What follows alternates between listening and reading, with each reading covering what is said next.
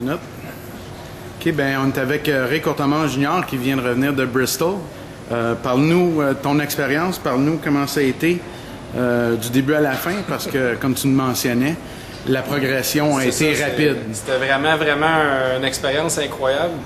La première session de 10 tours, j'avais l'impression que j'étais un étudiant qui arrivait dans un cours de conduite, puis que les autos sur le boulevard Ribrossé passaient à côté de moi, puis je me demandais où j'étais pour aller me stationner, parce que j'étais comme pas vraiment en contrôle de mes émotions, du feeling avec la voiture, puis la respiration aussi.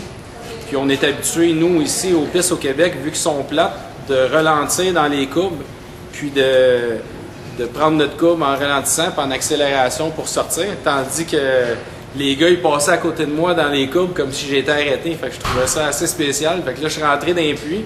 J'ai jasé avec Mario. J'ai dit, explique-moi un peu qu'est-ce que je fais de pas correct. Fait qu'il dit, à cause du banking, tu peux vraiment rentrer complètement en accélération dans les virages. Fait que quand j'ai essayé la première fois sans freiner, puis j'ai accéléré au maximum, quand je suis rentré dans la courbe, il a parti un peu du derrière, puis j'ai comme été un peu brusque avec le volant. Puis la voiture s'est laissée aller sur le mur. J'ai frôlé le muret de sécurité sur au moins le tiers du droite. En gardant le contrôle sans décélérer ni accélérer, j'ai réussi à me tasser du mur tranquillement. J'ai repris la piste, je suis rentré dans les puits voir s'il n'y avait pas trop de dommages, parce que ça a quand même donné un petit impact sur le mur. Là, l'auto était toute correcte, sauf qu'elle était stripée avec des flammes rayées sur le long. Après ça, j'ai rembarqué sa piste. Là. Mario m'a donné une coupe de in encore. Il est allé essayer l'auto. Il a fait quelques ajustements. Puis là, il m'expliquait un peu où passer dans l'inclinaison, deuxième voie, accélération sans arrêt, juste une petite shot pour ralentir l'accélérateur pour que l'auto pique du nez. Puis après ça, dans le 1/4 de la courbe, on sort en accélération plein pied au plancher.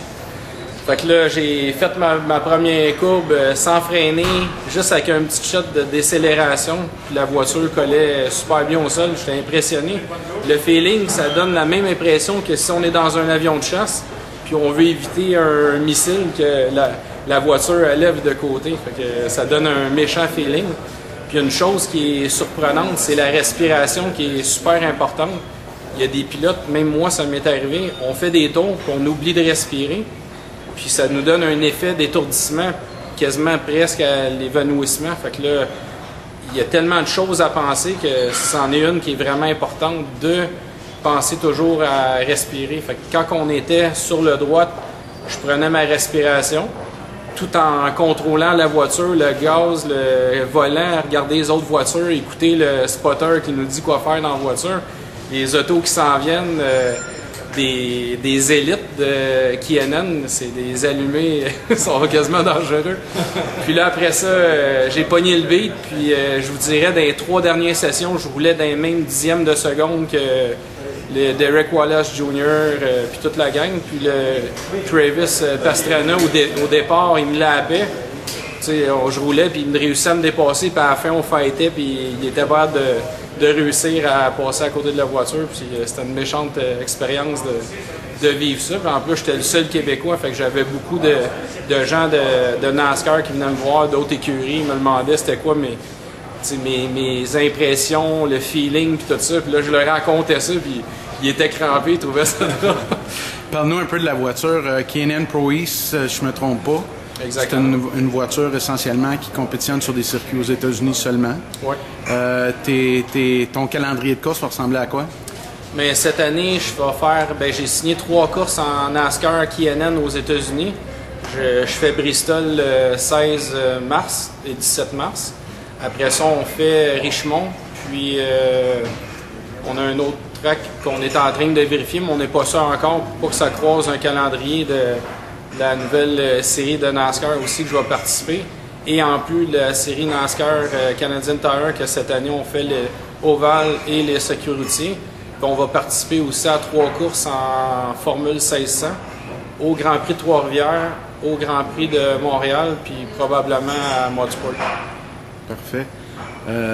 une expérience que tu sembles avoir fort appréciée à Bristol.